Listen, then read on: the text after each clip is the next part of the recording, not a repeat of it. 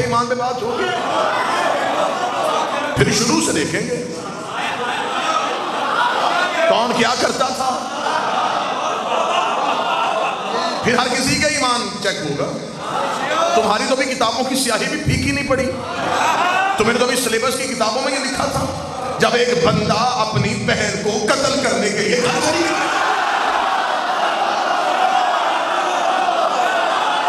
अभी तो साहिब किताबों की स्याही फीकी नहीं हुई। अभी तो तुमने सिलेबस की किताबों में लिखा था कि वो अपनी बहन को कत्ल करने के लिए निकला था कि मेरी बहन ने इस्लाम कबूल कर ली है। वो कत्ल करने के इरादे से जब दरवाजे में पहुंचा और बहन कुरान पढ़ रही थी, उन्होंने कुरान सुना, दिल मोम हो गया। नबी 7 साल कुरान पढ़ते रहे, किसी का दिल मोम नहीं हुआ।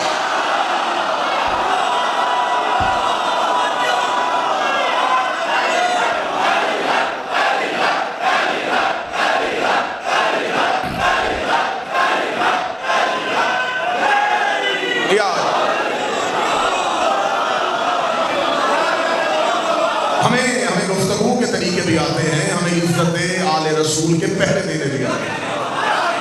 हम उस जुबान बुद्धि से खींच लेंगे जो अली के बाप में भौंकी।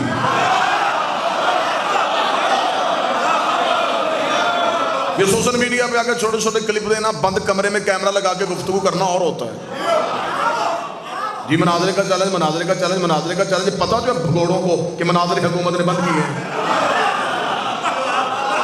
इजाजत ले लो, चले आते हैं हम। नहीं इजाजत लेनी, हमें दावत दो, हम तुम्हारे घर आए हैं। किताबें भी तुम्हारी अलमारियों से निकालें, साबित करें। तुम अली के बाप के ईमान पे बात करोगे, हम एहसान इतने गिनवा देंगे। सिर्फ मुझे एक सवाल का जवाब दे मौलवी, और ये फिर हमेशा करके सवाल ही दफन हो। ईमान पे बहुत बाद में बहस करना, पहले बताओ ईसा से लेके नबी तक इसरार नबूवत लेके आने वाला कौन था? मैं पूरी जिम्मेदारी के साथ मिंबर से कह रहा हूं, तुम मुसलमानों में अबू तालिब को ढूंढ रहे हो, हुज्जतों में तलाश करो।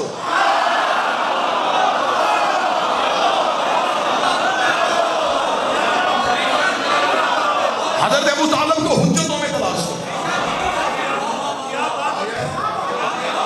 किताबें तुम्हारी होंगी, फिर मौलवी अगर अबू तालिब के ईमान पे बात करेगा, फिर आज के बाद कोई मौलवी नमाज पढ़ने जोगा नहीं रहेगा। नमाज में जाके क्या करे? दरूद इब्राहिमी पढ़ते, अल्लाहुम्मा सल्ली अला मुहम्मद व आले मुहम्मद कमा सल्लैता अला इब्राहीम व अला आले इब्राहीम। मेरा दरूद भेज मोहम्मद पे, मोहम्मद की आल पे, जैसे तूने भेजा था इब्राहीम पे, इब्राहीम की आल पे। इसका मतलब तूने मुसल्ले पे अल्लाह के रूबरू इकरार किया है कि मोहम्मद पे भी दरूद है, मोहम्मद की आल पे भी दरूद है, इब्राहीम पे भी दरूद है, इब्राहीम की आल पे भी दरूद है। इसका मतलब तूने मुसल्ले पे ये इकरार कर लिया था कि इब्राहीम पे भी दरूद है, इब्राहीम की आल पे भी दरूद है। फिर तेरी 7 किताबें तेरी आंखों में साफ रखेंगे। जब हजरत अबू तालिब नबी के निकाह के मौके पे कहा था अल्हम्दुलिल्लाहिल्लज़ी जअल मिन ज़ुर्रियत इब्राहीम, तारीफ उस अल्लाह की किसने हमें इब्राहीम की औलाद बनाया।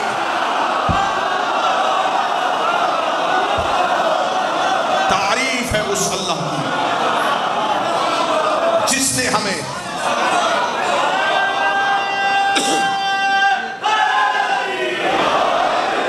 और हम इज्जत की निगाह से देखते हैं अपने उन अहले सुन्नत उलमा को जो इस मौकफ पे शियों के साथ खड़े। एक आध दाना तो हर जगह पे गंदा होता है।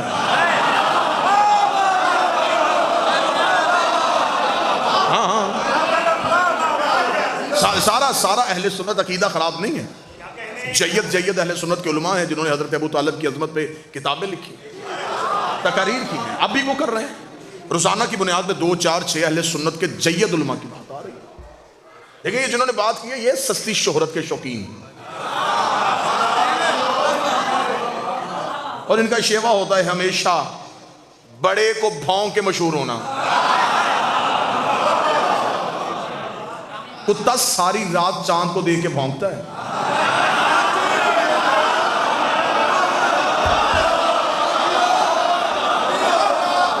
लिहाजा मैंने तो पाकिस्तान के हर मेंबर पे कहा कि हुकूमत वक्त ऐसे लोगों को पटे डाले। अगर बहुत शौक है फिर इन्हें जरा खुले मैदान में लेके आए। हम भी तो देखें कि करार के मानने वाले कौन है और फरार के मानने वाले।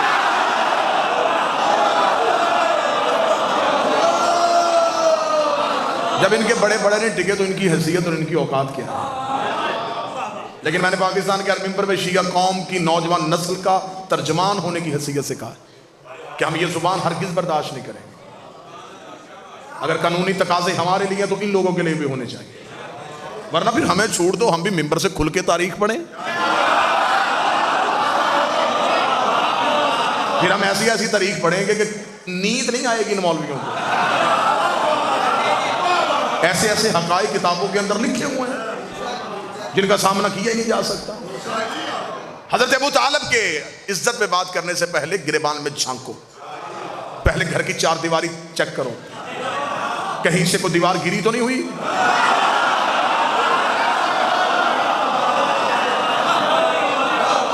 मैं जुमला कहने लगा मुल्तान पर पूरी जुर्रत के साथ कहने लगा हूं, जिंदगी में सैयदा से मांगी जुर्रत है, शहजादी जिंदगी उतनी देना जितनी जुर्रत के साथ गुजार सके।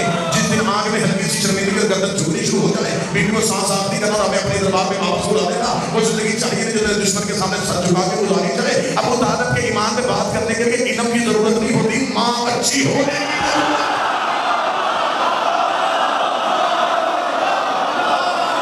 माओ की खयानत की दलील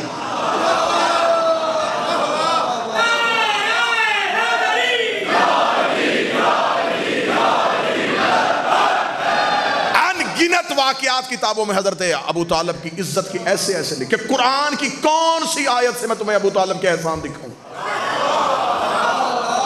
मैंने आपके सामने ये कुरान की आयत पढ़ी है, खुदा कहता मेरा हबीब तू यतीम था, तुझे हमने पाला।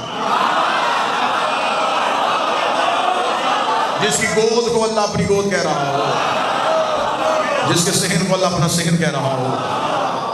मौलवी को सर पे कुरान रख के सिर्फ एक सवाल का जवाब दे दो कि ये इस्लाम की पहली दावत जो हुई थी, जिसे दावत ज़ुल-शीला कहते हो, ये कहाँ हुई थी?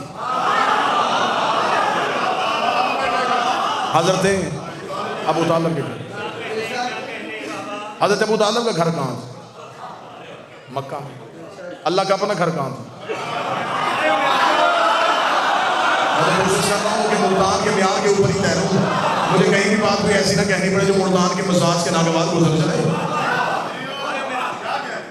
हम यहाँ भी आए कि बानिया मजलिस ने किसी की मिन्नत नहीं की, यार दरवाजा खोल दो, हमारे खतीब है, हमने बिठाना है। हमेशा दूसरा का दरवाजा वो खुलवाता है जिसका अपना घर कोई ना हो।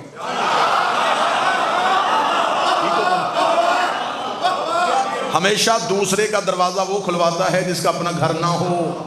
इसका मतलब है कि इस्लाम की पहली दावत मक्का में हुई। मक्का में अल्लाह का अपना घर था, घर भी छोटा नहीं था, 2 नबियों से मजदूरी करके बनवाया हुआ था। फिर भी कह दिया कि नहीं, इस्लाम की अब दावत अबू तालिब के घर में होनी चाहिए। मेरे मालिक आज 1400 साल के बाद 2020 में जब हरामी मौलवियों को पता चल गया कि अबू तालिब ने कलमा नहीं पढ़ा था, मेरे मालिक तुझे नहीं पता था कि अबू तालिब ने कलमा नहीं पढ़ा, तुझे क्या जरूरत अबू तालिब के एहसान देने की? इस्लाम की पहली दावत तेरे घर में होनी चाहिए, बात ला इलाहा की थी, अल्लाह के घर में होनी चाहिए, बात मोहम्मद और रसूलुल्लाह थी, काबा के शहर में होनी चाहिए, खाना काबा की दीवार के साथ टेक लगा के नबी खुतबा देते सारे के सारे 40 काफिरों के काबे के गिर्द बैठा देते, बात अल्लाह की अल्लाह के घर में होती।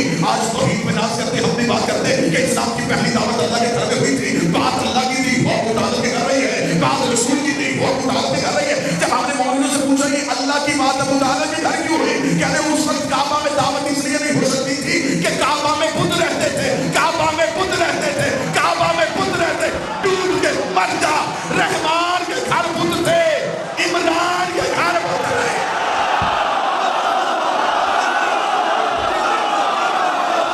रहमान के घर बुत।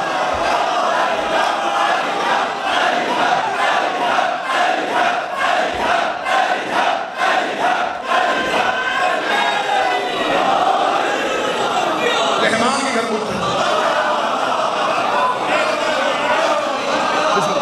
इमरान के घर बुत। जब अल्लाह का अपना घर बुतकदा था, अबू तालिब का घर तो उस वक्त भी बुत हो सकता। सबसे बेहतरीन हिस्ट्री जो इस्लाम की लिखी है, वो मुरतब जो की है, वो रोमन अंपायर्स ने की थी। मैं अपनी कौम के बच्चों को ये बात जरूर समझाऊं, वीडियो कैमरे की मौजूदगी में समझाऊं, इसलिए कि मुसलमानों ने अपनी तारीख मुरतब करना भूल गए थे।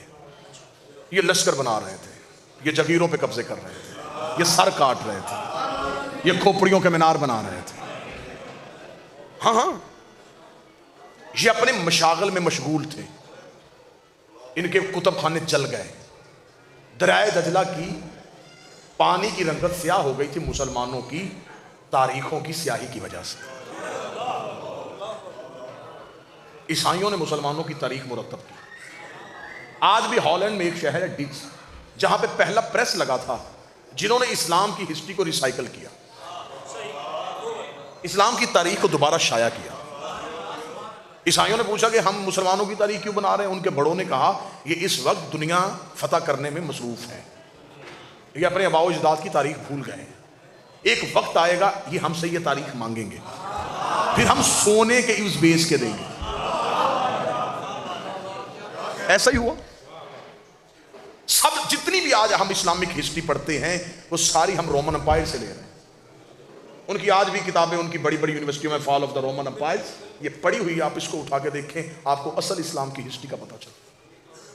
उन्होंने इस्लाम की पहली दावत बड़ी अच्छी लिखी हुई है, रोमन एम्पायर ने बड़ी अच्छी लिखी है। मुझे मुसलमानों की हिस्ट्री में सबसे ज्यादा वो हिस्ट्री पसंद है जो उसने बगैर तासुब के लिखी थी। उसे कोई ईसाई को क्या था, उसे कोई बात से बचाने का लालच था, उसे क्या था। मुसलमानों ने तारीख लिखवाई दरबारों में बिठा के अपने मौरखों को। हाँ, यूं अशरफियां तोड़ तोड़ के दी गई। रसूल और खानदान रसूल के जितने नाम मिटा सकते हो मिटाओ, हमारे बड़ों के नाम लिखो, ये नाम मिटा दो। मैं बच्चों को ये बातें जरूर बताना चाहता हूं, कोई तो हो जो मिंबर से ये बातें बताए। वो हिस्ट्री रोक दी गई, नई हिस्ट्री शायद की गई, उसमें मर्जी के नाम लिखे गए। जल्दी जल्दी वो हिस्ट्री बना रहे थे कि जल्दी जल्दी ये तारीख लोगों तक पहुंचे। क्योंकि देखिए तारीख ना शिया होती ना सुन्नी होती। तारीख की एतबार यही है, जिस तरह आज अखबार है हम तक खबर पहुंचाती, उस खबर में कितनी सदाकत है कितना झूठ है ये पढ़ने वाले को नहीं पता। ठीक है, खबर हम तक पहुंच गई। बिल्कुल इसे ऐसे ही हिस्ट्री ने किया। मुसलमान दूसरे जो पूरी दुनिया में मुसलमान थे, जो कलमा गो थे, उन्हें क्या पता था मदीने में क्या हो रहा है। अब उन तक खबर पहुंचानी थी। झूठी हदीसें, झूठी रवायतें, गलत रावी, ऐसी ऐसी गलती तारीख में, बल्कि मैं तो यूं लफ्ज कहता हूं मुसलमानों ने ऐसी ऐसी बोंगी मारी है कि आज अकल हैरान है कि 5,500 हदीस अबू हुरैरा से ले ली और यह भी पता नहीं किया कि उसने कलमा ही जंगे खैबर के बाद पढ़ा है।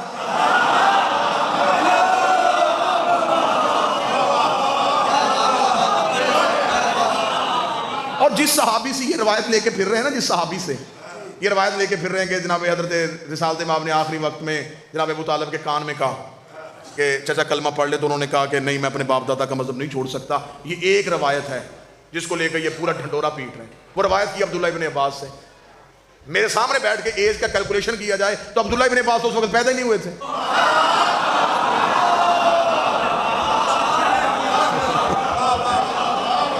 जिस सहाबी से तुम रवायत ले रहे हो वो दुनिया में आया ही नहीं। अच्छा, दूसरी मुसलमानों तुमसे पूछने वाला बंदा बात ही कोई नहीं कि जो कान में नबी ने कही थी वो तुमने सुन ली, जो गदीर मजमे में कही थी वो तुमने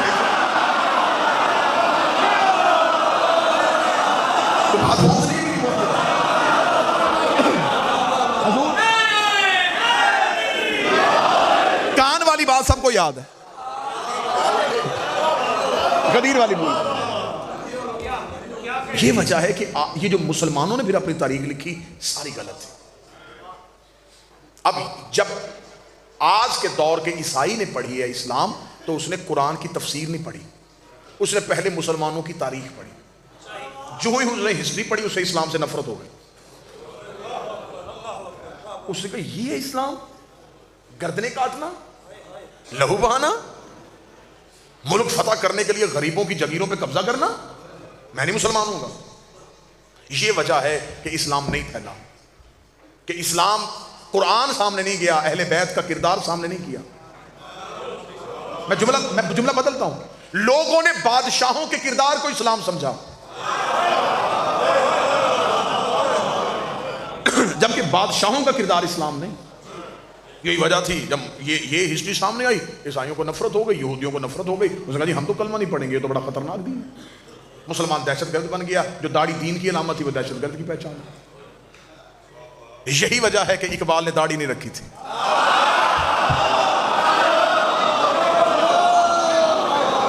और जितना फरंगी ने, जितना अंग्रेज ने इकबाल पढ़ा है ना, उसे इतने हमारे मुफस्सरीन के नाम नहीं आते, उन्हें इकबाल याद है। वो कहते हाँ बाकी तुम सब छोड़ो, लेकिन तुम्हें एक स्कॉलर था जिसका नाम इकबाल था। इकबाल से पूछा था किसी मौलवी ने, तू दाढ़ी क्यों नहीं रखता? उसने कहा मेरे अंदर दाढ़ी है। बड़ा खूबसूरत जवाब दिया था इकबाल ने। उसने कहा था दाढ़ी में इस्लाम नहीं, इस्लाम में दाढ़ी है। मेरा मकसद यह है कि इतनी नफरत पैदा कर दी गई है, अगर मैं भी दाढ़ी रख के सर पे पगड़ी बांध के बैठ जाऊंगा, ये मेरे करीब भी नहीं आएंगे। उसने रवच तब्दील कर ली, उसने तरीका तब्दील कर लिया। वरना मुसलमानों की तारीख तो लहू से भरी पड़ी है। ऐसी ऐसी तारीख है, मैं आपके सामने पढ़ूं, वल्लाह हुसैन, आप कानों पे हाथ रखे मजमे से निकल जाए कि इतना गंदा किरदार था मुसलमान के बादशाहों का, ऐसा गलीज किरदार था मुसलमान बादशाहों का। तो जहां तारीख भरी गंद से पड़ी है, तुम उसमें से अबू तालिब का ईमान देख रहे हो, जो तुमने अपने तनख्वाहदार बंदों से लिखवाई है उसमें से ढूंढ रहे हो। अबू तालिब ढूंढ रहे तो कुरान से ढूंढ।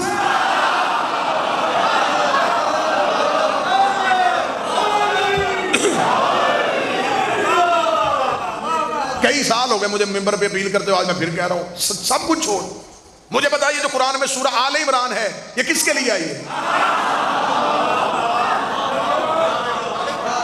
इससे मुराद इमरान तो अली का बाप है। तो जिसकी आल के लिए अल्लाह पूरी सूरत भेज रहा हो।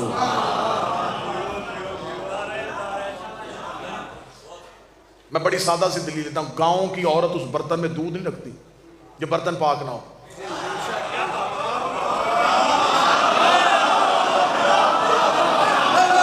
उसे पूछोगे तू किसी और बर्तन में दूध क्यों रखती है, उसे कहा ना दूध रब का नूर होता है, नूर पाक बर्तनों में रखता है। गांव की औरत को पता है कि रब का नूर किस बर्तन में रखना है, अल्लाह को पता ही नहीं था मैंने नबी किस गोद में उतारा।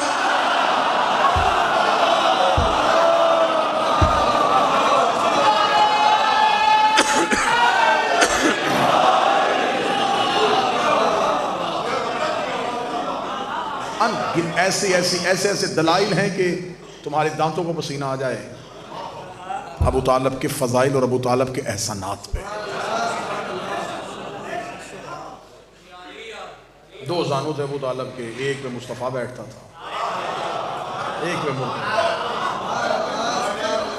और ये भी मैं हकीकत आज मुल्तान में खोल के जाऊं, एक चोरी हुआ एक चीज चोरी हुई है सैयदों के घर से, मैं बरामदगी याद करवा देता हूं। मैं बरामदगी करवाऊंगा तो आप फौरन तायद करेंगे वाकईतन ये चीज़ चोरी हुई थी। पूरे मुल्क में आप निज़ामत के फ़राइज़ सरअंजाम देते हैं, आप मिंबर पे बैठ के ज़ाकिरीन को सुनते हैं। पहली मैं बरामदगी पढ़ने लगा। बहुत मुद्दत पहले सैयदों के घर से एक चीज़ चोरी हुई थी, वो किसी और के सिर पे सजा दी गई थी, मैं वो पढ़ने लगा।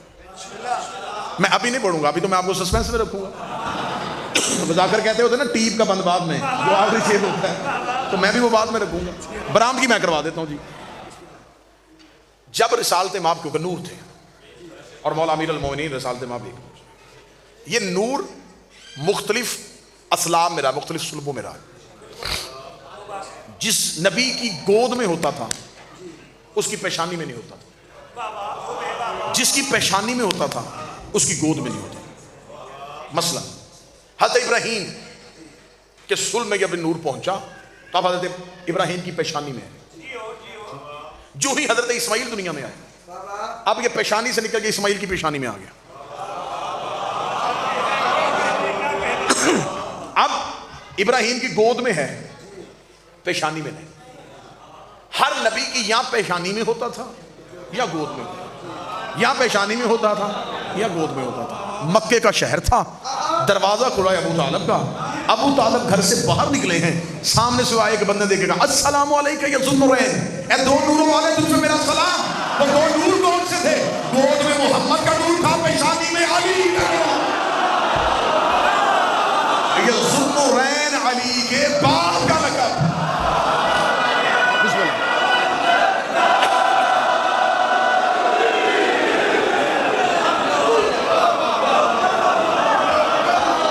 अमीर अल मोमिनीन के बाप का लक़ब था ज़ुन्नुरैन।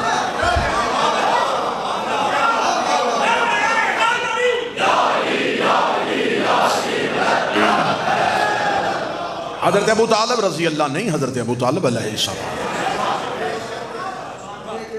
इस पे मुसल्ले पे मुसलमान दरूद पढ़ते हैं। कौन सा मैं क्या खोलूं? हज़रत अबू तालिब का इल्म खोलूं, हज़रत अबू तालिब का इरफान खोलूं, हज़रत अबू तालिब की शुजाअत पे बात करूं, हज़रत अबू तालिब का इल्म ढूंढना हो तो सिर्फ दीवाने अबू तालिब पढ़ के देखिए। ये जो आज तक हम तक ये शायरी में आले मोहम्मद की सिफ्त पहुंची है, ये सबसे पहले हज़रत अबू तालिब ने शुरू की। मैंने इमाम से पूछा था कि आप हाशमियों में से जो भी इमाम मिंबर पे आता है वो इतना फसीह और बलीग खुतबा कैसे देता है? इमाम ने फरमाया इसलिए कि हम अपने बचपन में बच्चों को दीवाने अबू तालिब पढ़ा देते हैं।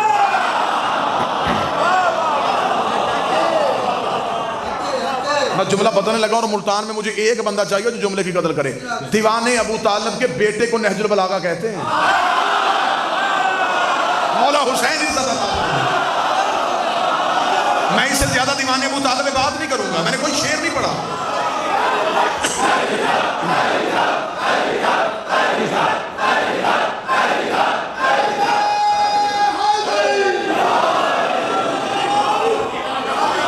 दीवाने अबू तालिब के बेटे का नाम नहजुल बलागा है। ये मैं जुमला बदलूं, नहजुल बलागा के बाप को दीवाने अबू तालिब का। ये असल था दीवाने अबू तालिब का कि अली की जुबान से नहजुल बलागा निकला, जिसका बाप इतना फसीह व बलीग हो, जिसकी बलागत और फसाहत के किस्से अर्श पे सुने जाते। ये जो मौला अली की कलाई में जोर था, ये जो अली की तलवार में ताकत थी। मैं वो ताकत भी बता देता हूँ, किताबों में लिखा है कि रिसाल जमा बचपन है और घर वापस नहीं आए। गुलाम ने हज़रत अबू तालिब को इतला दी कि मुस्तफ़ा घर नहीं आए, अब्दुल्ला का बेटा घर नहीं आया। हज़रत अबू तालिब उठे, घर में गए। किताब मोतबर किताबों ये रवायत लिखी। हज़रत अबू तालिब ने अपने घर का संदूक खोला, 17 नए खंजर निकाले, नए खंजर बिल्कुल नए निकाल के अपने 17 गुलामों को बुलाया। उन्होंने कहा खंजर अपनी अबाओं के नीचे छुपाओ। उन्होंने खंजर अपनी अपनी अबाओं के नीचे छुपाया। हज़रत अबू तालिब के चेहरे के तेवर आज बदले हुए थे। खुद अपनी तलवार हाशिम वाली निकाली। न्याम ने, वरना अरब के लोग अबा के अंदर तलवार को रखते थे, मैदान जंग में जाके अबा को उठाते। उस दिन हज़रत अबू तालिब ने अबा के अंदर नहीं रखी, किताब कहती बाहर लटका। अब आज कोई बंदा असलहा अपने अंदर कपड़ों में छुपा के जा रहा है, लेकिन अगर वो हाथ में पकड़ के जा रहा है तो आप समझ आएंगे कि किस पे हमला करने जा रहा है। अब हज़रत अबू तालिब जो बाहर रखी है ना, ये इस बात की अलामत है कि मैं लड़ने के लिए जा रहा हूं। हज़रत अबू तालिब चले। जो किताब के जुमले हैं ना कि आज मक्के में यूं गलियों में जलजले की कैफियत, आवाज जमीन पे खत कर रही थी। वहां पे आए जहां खाना काबा के करीब 17 सरदार बैठे हुए थे, जो पूरे मक्के के सरदार थे। हज़रत अबू तालिब ने एक एक सरदार के पीछे एक एक गुलाम को खड़ा कर दिया।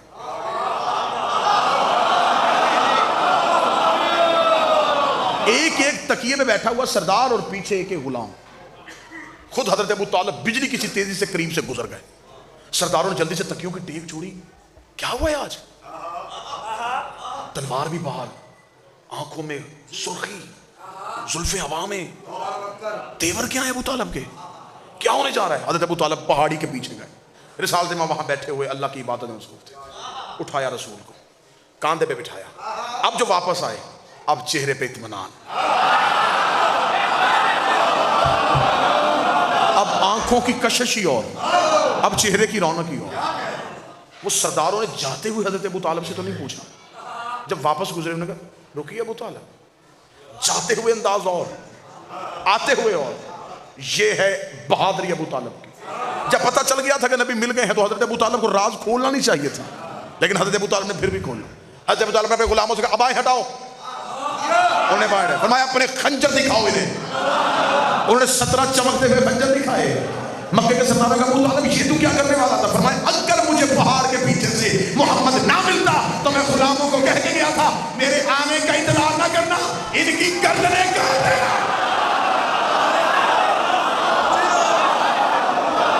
मेरे पहाड़ से निकलने का इंतजार ना करना, मेरे यहां पहुंचने से पहले इनकी गर्दनें कटी हुई हूं। ये पूरे मक्के के साथ 17 सरदार थे, पूरे मक्के के साथ हज़रत अबू तालिब का पूरा रोक था। हज़रत अबू तालिब का मैं बता के जा रहा हूं, जब तक इसे अमान है तब तक तुम्हें अमान है। एक दिन भी मेरे मुस्तफ़ा को कुछ हुआ, मैं मक्के, ये हज़रत अबू तालिब के जुमले हैं, मैं एक लफ्ज़ भी नहीं बदला, मैं मक्के की गलियों को खून की नदियों में बदल दूँ। खतरे के बिस्तर पे अपना बेटा उठा कर रसूल को सुना, मेरा कत्ल हो जाए, उसकी अमानत में खयानत ना। चचा बेटा भतीजे पे कुर्बान नहीं करता, अकीदे पे कुर्बान करता।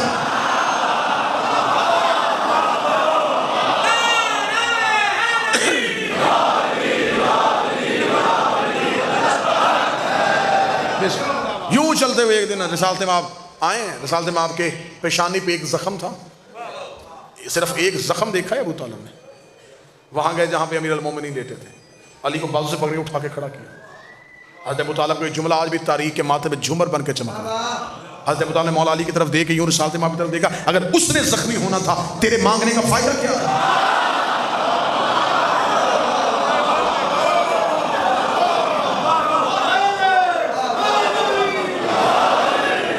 आज के बाद जहां ये जाएगा पीछे तू होगा। यही वजह है कि अगले दिन जब रसूल मक्के की गली में तबलीग के लिए गए तो आगे आगे मोहम्मद और रसूल अल्लाह, पीछे पीछे अली वलीउल्लाह। काफिर चाहते थे अली पे हमला करें ताकि मोहम्मद पे हमला हो सके। ये काफिरों की शुरू से आदत है, वो कहते अली वलीउल्लाह हटाओ ताकि मोहम्मद पे हमला कर सके। वो मुस्तफा के साथ अली को बर्दाश्त नहीं करते। मैं साथ चलना, बिल्कुल पीछे पीछे चलना, खबरदार मेरे मोहम्मद के जिस्म पे एक जख्म भी। यह अली का बाप, क्या क्या शुजात सुनाए तुम्हें अली के बाप की, क्या क्या इल्म सुनाए तुम्हें अली के बाप, जो इस्लाम आने से पहले इस्लाम के लिए जमीन जरखेज कर रहा था। हर बच्चा तेरा दीन पे गालिब निकला, बड़ी मुश्किल तेरा असगर अबू तालिब निकला। बस वक्त तमाम हो गया।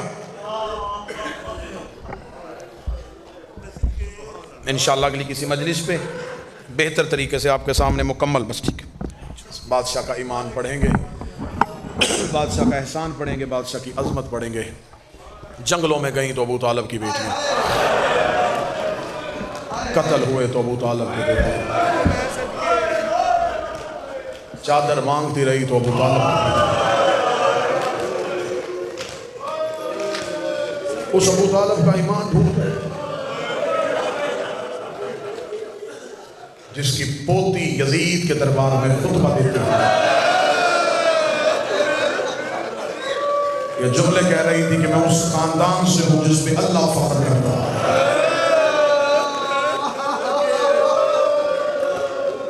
यह कमरा जब हो गई, ये महीना अपनी अवाइल में, अपनी इब्तदा में बड़ी खुशियों की रातें लाया, लेकिन जब इसकी 15 आएगी फिर इसमें अली की उस बेटी का दुख है। अगर मुझसे कोई बंदा कहे कि तू 1 घंटा ना पढ़, 30 सेकंड में हमें फातिहा शाम सुना, तो फिर इज्जत सुनने वाले चेहरे मिंबर पे सामने बैठे हुए, मैं 30 सेकंड में तुम्हें आलिया सुनाऊं। मदीने से चली तो बतूल, मक्के में आई तो जानशीन रसूल, करबला में 8 दिन हसर बनी रही, शाम गरीबा की रात अब्बास बनी, 11 मुहर्रम को फिर अली बन गई, फिर करबल से कूफा, फिर कूफा से शाम, फिर शाम के बाजार, 72 बाजार, 144 गलियां, 288 मोड़, 9 बार शराबी के दरबार में पेशी, पूरा 1 साल बगैर छत वाला जिंदान, शाम से रिहा होके फिर मदीने, मदीने से कैद होके फिर शाम, 6666 दिन नंगे पांव नंगे सब सफर करके 15 रजब को शाम की पहाड़ी पे आके रो के कहती मेरे अल्लाह अब ज़ैनब थक गई। आज रोको मेरे अल्लाह, तेरा दीन बच गया, मुझे मां कहने वाला कोई नहीं बचा। मेरे अल्लाह अब मैं थक गई। बात सुन, मेरा मौला तुम्हें शाम ले जाए, बीबी के शहर में आसानी हो, जो सैयदा के हरम की हिफाजत कर रहे हैं, शहजादियों की हिफाजत करे। आज भी शाम जाओ, शाम के हर मोड़ पे अली की बेटियों का इस्तकबाल शाम वालों ने पत्थरों से किया था ना, मेरा मौला तुम्हें शाम ले जाए, एयरपोर्ट पे उतरो, बस स्टॉप पे जाओ, रेलवे स्टेशन पे जाओ, बादशाह हुसैन की इज्जत की कसम, टैक्सियों वाले, गाड़ियों वाले एक ही आवाज दे रहे, सैयदा ज़ैनब, सैयदा ज़ैनब, सैयदा ज़ैनब। है कोई अली की बेटी के सलाम के लिए जाने वाला?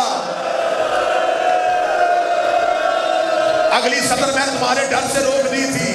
जिस शहर में बागी की बहन कहा जा रहा था, आज वहां सैयदा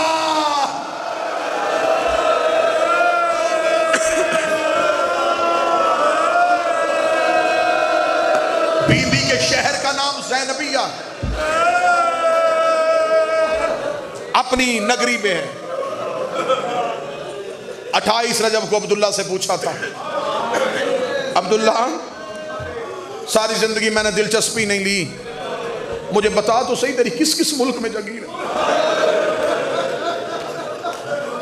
अब्दुल्ला की आवाज आई, अली की बेटी मेरी यमन में जागीर, मेरी इराक में जागीर, मेरी मिस्र में जागीर।